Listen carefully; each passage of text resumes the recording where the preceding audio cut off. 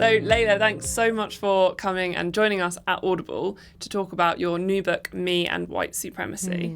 Thank you for having me. So to start with, can you introduce what the book is about?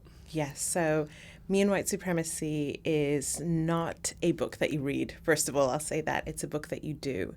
It's based on an Instagram challenge that I created and ran in the summer of 2018. And it's a 28-day journey for people who have white privilege to examine themselves, to better understand their white privilege, to better understand their complicity in white supremacy, and really understand their unconscious racist thoughts and beliefs.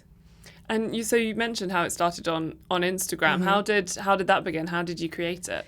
It was, it's wild because it is this 28-day journey that came to me in one night, the night before day one of the challenge. And I was lying in bed thinking about sort of the past year, doing a review in my mind and thinking about how I'd been talking about racism and white supremacy for about a year. And I'd noticed a shift in the people in my community, those people who had white privilege. When I first started talking about racism, were really triggered, very defensive, had a lot of what Robin DiAngelo calls white fragility. Almost a year later, that had shifted and they were now more open to the conversation. And so I'm lying in bed and I'm thinking, what have they learned about themselves and white supremacy? So I grab my phone, I start writing some notes to myself and then really start thinking about, well, what is white supremacy? And so I start writing this list of different things, different aspects of white supremacy, things like cultural appropriation, white privilege, tone policing, white feminism. And then suddenly I have dozens of these topics, and that became the challenge, that became Me and White Supremacy. And those different terms, you explain them as you go through the book. Is there a way that you can sort of explain white supremacy for people who aren't sure if they understand the concept? Yeah, I think for most people, their understanding of white supremacy is that it belongs to a very small group of fringe individuals who are intentionally purposefully hateful towards people of color. And so it doesn't really apply to anyone else. What I'm trying to do with this book is help people understand it's not about whether you're actually choosing it or not. White supremacy is a system, it's an institution, it's a paradigm, and it's based on this idea that people who are white or who look white are superior to people of other races, and that has consequences. It's had consequences throughout history: enslavement, colonization, genocide, land theft, racial discrimination through laws, and that it didn't go away just because laws changed. It didn't go away because history changed. We're still experiencing it today. And so what this book is trying to accomplish is to help people to understand it's in the way that you were raised, it's in the way that you were conditioned in society. It's the air that we're breathing, it's the sea that we're swimming in, it's everywhere. And that defensiveness that you mentioned before, the white fragility, has even the title of the book led to some of that coming out in people? Yeah, I mean, I, prior to getting my contracting deal with the book, spoke to a particular publisher and they were like, well, maybe we can change the title a bit to just make it, essentially more palatable for people, because people see that title and they think, well, that doesn't apply to me, or that's too off-putting, or it's too in your face. But the reality is, if we can't talk about it directly, then how are we going to even talk about dismantling it? And so it's purposefully called Me and White Supremacy, and not something that would be easier to easier to read on the train, right? Easier to share with somebody else, because we have to be able to talk about it directly. And what do you hope to see for the future life of the book and the audiobook out there, and what will come out of it in terms of white people acting on assessing their own white supremacy and white privilege, and what they then go forth and do with it? Yeah, so very much see this as a tool.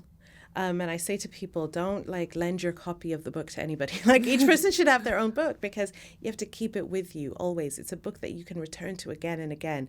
It's a 28-day process, but we don't consider anti-racism work a 28-day process. It's a lifelong process. But this is a process that you can use and return to again and again and again. So I really wanted to empower people when they're in situations, because, this work is not separate to your lived life. it's part of your life. It's not something that you do on the side. It's part of how you're going to live every single day. And so to have something that you can, okay, whip the book back out or listen to the book again and be like, oh, okay, yeah, tone policing showed up for me today. I tone policed this person today because I forgot. I'm human and I forgot, and I can go deeper in this layer of work.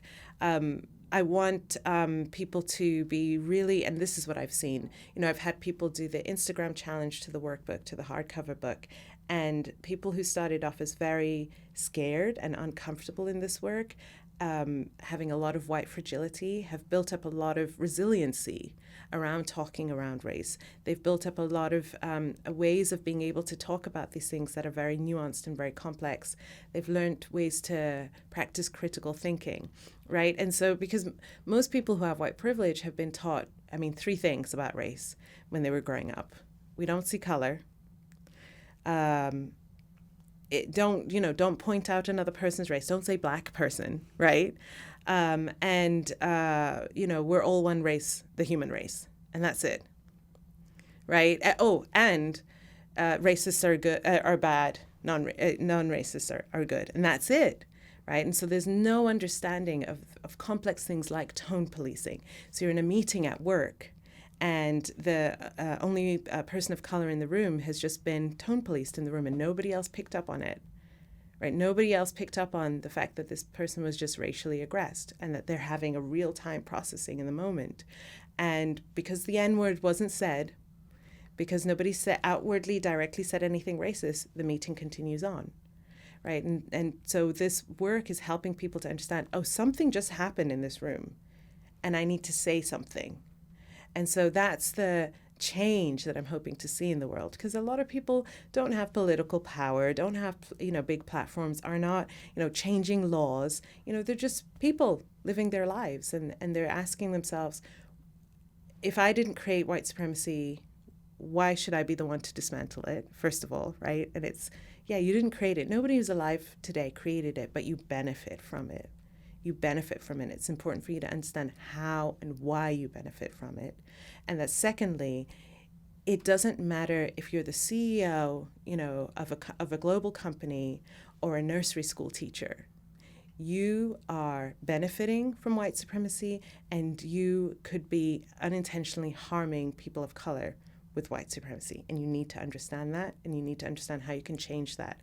And my hope is to help empower change agents in communities across the world, in industries across the world, so that there's a ripple effect of change that happens, that one person chooses to do work of this nature and it changes how they show up, and that has this ripple effect of everyone who comes into contact with them. I do believe that most people want to be anti-racist, want to practice anti-racism, want to live in a world where people are treated with equality and dignity, and they just don't know how, and are now very scared. And I want this to be the norm, having this conversation to be the norm, that you don't say white supremacy in whispers, that you can hold the cover of my book up in the train, right, or wherever, and not feel shame or fear, because it's become such a normal part of talking about this. That's my hope for this. Brilliant. Thank you so much for chatting to me today. Such a pleasure. Thank you. Thank you for having me.